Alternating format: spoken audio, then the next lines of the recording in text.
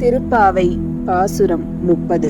வங்கக்கடல் கடைந்த மாதவனை கேசவனை திங்கள் திருமுகத்து சேயிழையார் சென்றிறைஞ்சி அங்கப்பறை கொண்ட வாற்றை அணிபுதுவை பைங்கமலத் தன்தெறியல் பட்டபிரான் கோதை சொன்ன சங்கத் தமிழ் மாலை 30 தப்பாமே இங்கு இப்பரிசுரைப்பார் ஈரிரண்டு மால்வரைத்தோள் செங்கண் திருமுகத்து செல்வத் திருமாலால் எங்கும் திருவருள் பெற்று இன்புருவர் எம்பாவாய்.